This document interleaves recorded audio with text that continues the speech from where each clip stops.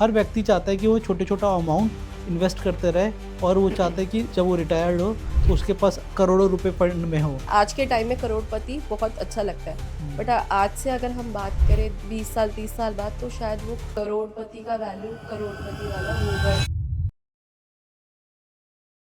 अब मेरा एक बहुत ही इंटरेस्टिंग टॉपिक है जिसके लिए मैं बहुत ज़्यादा उत्साहित भी रहता हूँ बात करने के लिए, वो है SIP। SIP की बात कर लेते हैं। आज के टाइम में हर व्यक्ति, चाहे वो स्कूल जाता हो, मैंने बच्चों को भी देखा है SIP करते हुए, चाहे उसकी अभी रिसेंटली जॉब स्टार्ट हुई हो या फिर वो बहुत टाइम से जॉब कर रहे हैं, हर व्यक्ति चाहता है कि वो छोटे छोटा अमाउंट इन्वेस्ट करते रहे और वो चाहते हैं कि अपनी जब जब वो रिटायर्ड हो तो उसके पास करोड़ों रुपए फंड में हो। तो कितने पैसे अगर वो जमा करना स्टार्ट करे ताकि वो 60 साल की उम्र में वो करोड़पति बन जाए, उसके बारे में बात करते हैं। देखो करोड़पति तो एक्चुअली SIP को थोड़ा सा ना हम लोग करोड़पति जब बोलते हैं हाँ। तो थोड़ा सा लगता तो बड़ा अच्छा, आज के टाइम में करोड़पति बहुत अच्छा लगता है, बट आज से अगर हम बात करें 20 साल 30 साल बाद तो शायद वो करोड़पति का वैल्यू करोड़पति वाला होगा नहीं। होगा नहीं। हाँ। ठीक है ना, तो ये इन्फ्लेशन। सबसे, हाँ, हम लोग आज बोलते हैं कि करोड़पति हो जाएंगे करोड़पति हो जाएंगे, बट इन्फ्लेशन की वजह से वो करोड़पति अल्टीमेटली करोड़पति बन ही नहीं पाएगा। बन ही नहीं पाएगा वो। तो सबसे पहली चीज़ ये होती है SIP, पहला तो एक तो डिसिप्लिन क्रिएट करता है। लेट्स से मेरी सैलरी 30,000 है, 40,000, 50,000, मैं पहले अपने एक्सपेंसेस से पहले ही अपना एक इन्वेस्टमेंट निकाल के उसे इन्वेस्ट कर रही हूँ। लोग ठीक बोलते है। हैं हम नहीं कर पाते, आपकी EMIs भी तो जाती है ना, EMIs भी तो आपका रेगुलर डिसिप्लिन क्रिएट करती है। तो SIP भी आपका ऐसे ही रेगुलर डिसिप्लिन जो है क्रिएट करेगी। करोड़पति बनने से पहले आप ये देखिए कि आपके जो है एक्सपेंसेस क्या है और आप कितना सेव कर सकते हैं। आइडली होता यही है, पहले आप अपना सेव कीजिए फिर अपने एक्सपेंसेस के, पर हमारे यहाँ उल्टा चलता है, पहले हम एक्सपेंसेस करके जो बनता है फिर सेव जो कर बचता है उसको सेविंग में डालते हैं। ये होता है। कुछ लोग ऐसे भी करते हैं, कुछ ज़्यादा ही सेव करते हैं, फिर स्पेंड करने के लिए कुछ होता नहीं है, राइट। है ना। तो बेटर ये है कि आप देखिए कि आपकी लाइफ में गोल्स क्या क्या है। लेट्स से मेरे गोल्स हैं आज के 3 साल बाद शायद मुझे गाड़ी लेनी है, या आज मेरे पास जो गाड़ी है उससे मुझे अपग्रेड करना है। ठीक है, मुझे शायद आज से 10 साल बाद एक घर लेना है, या फिर आज से 18 साल बाद जो मेरा बच्चा होगा उसके लिए मुझे चाइल्ड एजुकेशन फ़ंड करना है, या उसकी शादी करनी है, या मुझे अपना रिटायरमेंट प्लान करना है। तो ये अलग अलग गोल्स होते हैं। अल्टीमेटली अभी इंडिया में गोल स्पेसिफिक जो है इन्वेस्टमेंट होता नहीं है। हम लोग करते क्या है, अच्छा मेरा सैलरी है इतना उठाया इतना, बट अल्टीमेटली हमें गोल जो है अपने फाइनेंशियल एडवाइज़र के पास जाके अपने गोल्स बताने चाहिए कि हमारे ये गोल्स हैं, और उसके अकॉर्डिंग फिर जो है आपका सेग्रीगेट होता है कि आपको इतना पैसा इसमें डालना है, इतना पैसा इसमें डालना है, या फिर आपको जो भी है। अब जो मैं बोल रही हूँ किस किस में पैसा डालना, लेट्स से मुझे अगर 3 साल बाद कार लेनी है, ठीक है, अब मेरा टेन्योर क्या है, 3 साल का टेन्योर है, इसको सिंप्लीफाई कर देते हैं लोग, उसी अकॉर्डिंग समझेंगे। लेट्स से या 3 साल भी है या 2 साल भी हो सकता है, ठीक है, एक ये हम छोटा 3 साल लेके चलते हैं। 3 साल है। हाँ। अब अगर मैं यहाँ पे पैसा डाल देती हूँ एक SIP में, मैंने डाल भी दिया किसी ऐसे फंड में, लेट्स से स्मॉल कैप में, जहाँ पे हम लोग बोलते हैं कि एटलीस्ट आपको 10 ईयर्स के लिए इन्वेस्टेड रहना चाहिए। होगा क्या, आपने 3 साल के लिए SIP करा, at the end of 3 years market इतना स्पेकुलेशन में होगा, उस स्मॉल कैप का रिटर्न पॉजिटिव है या नेगेटिव है, आप प्रॉफिट है या लॉस है बता नहीं सकते। आप नहीं जज कर सकते। आपने अपने उससे डाल दिया कि मुझे कार लेनी है, आपको जब कार लेना होगा आपका वो तो आप डाउन पेमेंट में नहीं दे पाओगे। प्रॉफिट हो गया तो वेल एंड गुड, नहीं हुआ तो अगेन आप लॉस में। तो this is not the strategy, right. ठीक है। अब मुझे घर लेना है, मुझे घर लेना है आज से 10 साल बाद, मैंने पैसा डाल दिया डेट में, जो हम बोलते हैं थोड़ा सा सेफर वर्जन है, मेरा उतना फंड ही नहीं क्रिएट होगा, मुझे उतना इंटरेस्ट या रिटर्न ही नहीं आएगा जो मैं अपने घर को फंड कर सकूँ। राइट। तो यहाँ पे वही प्रॉब्लम है। मुझे अपने बच्चों की एजुकेशन करनी है। अब बात करते हैं हमारे रिटायरमेंट गोल्स की।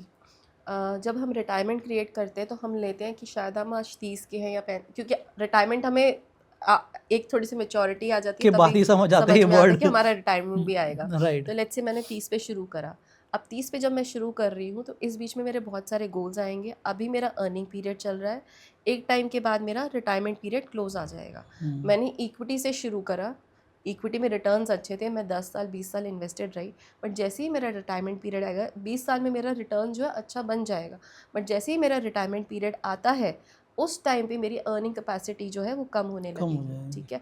And that point of time जब हमारी अर्निंग कैपेसिटी कम है, हमारे पास रिस्पॉन्सिबिलिटीज़ ज़्यादा है, तो हम इक्विटी में नहीं स्टे कर सकते ज़्यादा, क्योंकि रिस्क फैक्टर ज़्यादा है। लेट्स से मार्केट में कुछ भी अप डाउन हुआ तो वहाँ पे जो मेरे गेन्स है, मेरा जितना गोल है उसको मैच ही नहीं करेगा, क्योंकि अप डाउन है तो ऑब्वियसली या तो लॉस में अगर गया तो वो उतना गोल मेरा आएगा ही नहीं। अगर मैंने अज्यूम करा है कि मेरे को 10 करोड़ चाहिए एट द एज ऑफ 60, हो सकता है 7 ही हो या 8 ही हो, अगर मैं इक्विटी में ही रही। व्हाट वी प्रेफर इज़ कि अगर आपका एक टाइम पीरियड निकल गया, आप अपने फाइनेंशियल एडवाइज़र से ही बात करो, दे विल टेल यू कि आपके कौन सी एज पे आपको डेट पे शिफ्ट करना है, जहाँ पे आपको रिटर्न्स तो आएंगे बट रिस्क फैक्टर उतना ज़्यादा नहीं होगा। राइट। तो that is the thing when we हम जब एसआईपी भी करने के लिए कहते हैं तो हमें ये फैक्टर्स देखने पड़ते हैं। आजकल क्या है, बहुत सारी ऐप्स आपकी अलग अलग ऐप्स, हर पेटीएम पे आप म्यूचुअल फंड खरीद सकते हो, आप ग्रो ऐप फ़ोन पे पे खरीद या सब सकते पे हो, कर सकते आप हैं। कोई खोला ऐप पे सब पे मिल जाएगा आपको, है ना।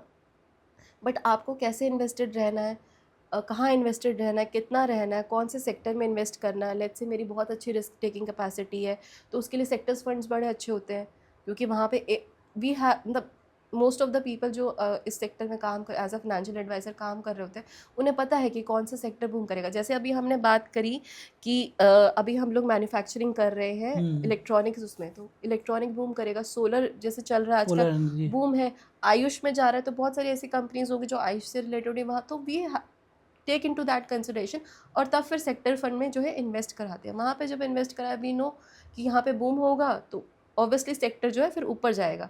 बट बिना नॉलेज के सेक्टर में एंटर कर गए, and sector is the most riskiest, वहाँ पे जितना प्रॉफिट हो सकता है वो उतना ही पैसा बिल्कुल ज़ीरो भी ख़त्म हो भी हो, सकता है। ज़ीरो भी हो सकता है। Right, right, right. तो ये चीज़ होती है। बट अगर विदाउट फाइनेंशियल एडवाइज़र, बिना किसी नॉलेज के आप एंटर करना चाहते हो, तो the best is take the horizon कम से कम 5 साल, go for large cap funds. आप अपना जो भी सैलरी है उसका 15 to 20% जो है आप अपना उसको इन्वेस्टेड रखिए। गोल्स फिर आप देखते रहिए आपके क्या क्या है, एक आपका कॉर्पस तो क्रिएट हो गई, बाकी लॉन्ग टर्म के लिए है। लॉन्ग टर्म के लिए भी हम जैसे बोलते हैं एसआईपी तो हम जानते ही है, एसआईपी के अलावा भी जो है बहुत सारी हमारी सिस्टमैटिक फैसिलिटीज़ हैं, जैसे कि एसआईपी के साथ आपका एक स्टेप अप आता है। लेट्स से आज मैं 30 की हूँ, आज मैं 50,000 अर्न कर रही हूँ, हो सकता है 33 में मैं जब जाऊँगी तो मैं 80,000 पे आ जाऊँगी। अब क्या है, जब मैं 80,000 पे आई तो मेरा जो इन्वेस्टमेंट अगर लेट्स से 20,000 तो 10,000 रुपये ही जा रहा होगा एसआईपी में। पर अगर मैं स्टेप अप ले लेती हूँ तो मेरा हर साल थोड़ा थोड़ा इंक्रीज़ होकर ऑटोमेटिकली 10,000 का 5% इंक्रीज़ हो जाएगा। फिर जो 10,000 में 5% इंक्रीज़ हुआ उसका इंक्रीज़ होकर ऑटोमेटिकली एसआईपी में जाता रहेगा। तो ये स्टेप अप होता है, इसमें आपको बार बार किसी म्यूचुअल फंड में जाके आपको कोई रिक्वेस्ट नहीं देना या बार बार जाके परचेज़ नहीं करना। आप एक एसआईपी के साथ स्टेप अप कर देते हो एंड ऑटोमेटिकली हर साल या हर 6 महीने में जैसा भी आप उसको रिक्वेस्ट देते हो वहाँ पे, वो तो वो इंक्रीज़ होता है, इंक्रीज़ होकर अपने आप इन्वेस्ट होता जाता है। इन्वेस्ट होता चला जाएगा। डेफिनेटली इसमें एक आपका डिसिप्लिन तो क्रिएट होता ही होता है। विदाउट नोइंग आपके अकाउंट से जो है मतलब आपको पता है कि जा रहे हैं पैसे, बट एक बर्डन फ्री होता है कि मुझे अब और इन्वेस्ट करना है। Right, right. तो आपने वो ऑलरेडी कंसेंट दिया हुआ है, आपने हाँ ऑलरेडी अपना एग्जैक्टली प्लान बताया हुआ है कि बताया हुआ है कि इतने महीने के बाद आप कर सकते हो, राइट। तो एक होता है ना कि हम जिस तरीके के मानसिकता के लोग हैं, हम खुद से जाकर इन्वेस्ट नहीं कर सकते, या फिर करना हो ना हर महीने तो हमसे नहीं हो पाएगा। नहीं, जब तक वो ऑटो डेबिट नहीं डेबिट नहीं लगेगा हो जाता। तब तक हम इन्वेस्ट नहीं कर पाएंगे। तो ज्योतिका जी, लोगों के अंदर ना बहुत सारे मिथ है और उनको ऐसा लगता है कि कितना ज़्यादा कॉम्प्लेक्स प्रोसेस होगा इसका विड्रॉल का। लोगों में ये कन्फ्यूजन होता है कि अपने पैसों को विड्रॉ कैसे करें।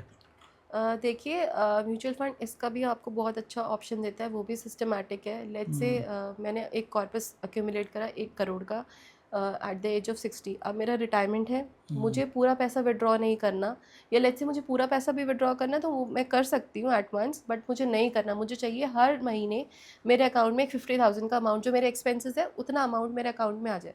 तो उसके लिए एक आपको सिंपल सिस्टमैटिक विड्रॉल प्लान होता है, SWP जो बोलते हैं, उसका आपको रिक्वेस्ट देना है। तो हर महीने जो है आप जितना भी रिक्वेस्ट उस अमाउंट का दोगे वो हर महीने ऑटोमेटिकली आपके अकाउंट में आ जाएगा। तो ये सिर्फ एक रिक्वेस्ट है। अब इस पे बात ये आती है, लेट्स से आपने पूरा विड्रॉ कर लिया तो या तो आप उसे बैंक में रखोगे या फिर प्रॉपर्टी में रखोगे। अगेन वो लिक्विडिटी जो है उतना नहीं रहता, बैंक में तो फिर भी है बट वहाँ पे आपको रिटर्न्स उतने नहीं आएंगे। अगर हम प्रॉपर्टी में डालते हैं तो अगेन हेफ्टी अमाउंट चाहिए, लिक्विडिटी वहाँ पे बिल्कुल कम है, क्योंकि अगर आपको कल को ज़रूरत पड़ी आप कल के कल तो जाके नहीं बेच सकते उसको। तो तो बेस्ट ऑप्शन यही है, आप म्यूचुअल फंड में कॉर्पस क्रिएट करके उसको SWP पे रख दीजिए। आपका 1 करोड़ के कॉर्पस में से हर महीने आपके 50,000 रुपीज़ आपके अकाउंट में आते रहेंगे। अब इसका बेस्ट पार्ट क्या है, जब हम उसको 1 करोड़ को 50,000 विड्रॉ कर रहे हैं तो वो 50,000 ही मेरे 1 करोड़ के कॉर्पस में से निकला, बाकी का जो मेरा कॉर्पस रह जाता है उस पर मुझे अभी भी रिटर्न आता रहेगा। ओके। तो अल्टीमेटली अभी भी मेरा पैसा जो है रिटर्न कमा रहा है एंड मेरे को एक जो हर महीने का अमाउंट भी मिलता अमाउंट जा भी रहा मिल रहा है। है। तो ये SWP में बहुत अच्छा था, रादर जैसे NPS में है हमें पूरा का पूरा विड्रॉ करना ही करना है। अब आप विड्रॉ करके भी कहीं तो डालोगे, तो एग्जैक्टली। म्यूचुअल फंड्स एक अच्छा ऑप्शन है, पर रिटायरमेंट के टाइम पे आई सजेस्ट कि आप डेट को ज़्यादा चूज़ करें। राइट। तो ज्योतिका जी, आपने विड्रॉल को तो बहुत सिंप्लीफाई करके बता दिया, समझा दिया। आशा और उम्मीद करता हूँ कि लोगों को समझ भी आया होगा, लेकिन अभी भी कुछ कन्फ्यूजन है। लेट्स सपोज अभी आपने एग्जांपल के तौर पे समझाया कि 50,000 रुपीज़ हर मंथ मेरे अकाउंट में आते रहेंगे या मैं विड्रॉल करता रहूँगा, तो क्या उस 15,000 पे भी मुझे कोई टैक्स पे करना पड़ेगा? देखिए ऑब्वियसली टैक्स तो पे करना पड़ेगा। जो टैक्स होता है उसको हम long term capital gain tax बोलते हैं, कि जो भी मेरा 1 साल से ज़्यादा का अमाउंट होगा, जो भी प्रॉफिट आएगा उस पर टैक्स लगता है। 1 साल से कम पे शॉर्ट टर्म कैपिटल गेन लगता है। अभी इस टाइम पे जो कैपिटल गेन टैक्स है वो 12.5% है। बट इस पर एक अच्छी चीज़ ये है कि 1.25 लाख का तक का अगर आपको प्रॉफिट होता है उस पर आपको कोई टैक्स नहीं देना, बट उसके ऊपर जो भी विड्रॉल्स होंगे उस पर आपको टैक्स देना है। तो लेट्स से मैंने 1 साल में अगर 50,000 रुपीज़ निकाला और ये 50,000 अप्रॉक्सीमेटली आपका 6 लाख रुपीज़ होगा, तो 6 लाख में से आपको 4.75 लाख पे आपको जो है वो टैक्स देना पड़ेगा, एंड दैट वुड बी 12.5%। और एक्चुअली जो आपका परचेज़ होगा, देखिए मैं 4.75 पे आपका जो एक परचेज़ अमाउंट होगा और जो आपका सेलिंग अमाउंट होगा उसमें से डिडक्ट करके जो आपका प्रॉफिट आएगा उस पर आपको जो है 12.5% का टैक्स देना पड़ेगा। देना ही पड़ेगा। हाँ। राइट। तो ज्योतिका जी, आशा और उम्मीद करता हूँ कि जिस तरीके का डिस्कशन आज हमने किया SIP के दर्शकों को बहुत पसंद आया होगा, और दर्शकों से गुजारिश करूँगा कि अगर आप ज्योतिका मैम के साथ कांटेक्ट करना चाहते हैं तो इनकी जो डिटेल्स है मैंने नीचे डिस्क्रिप्शन में मेंशन कर दी है। और इसी तरीके के ज़बरदस्त पॉडकास्ट को एंजॉय करने के लिए हमारे चैनल को ज़रूर सब्सक्राइब करें, और आप कमेंट ज़रूर करें कि नेक्स्ट पॉडकास्ट आप किस टॉपिक पे चाहते हैं। तब तक के लिए टाटा बाय बाय, टेक केयर।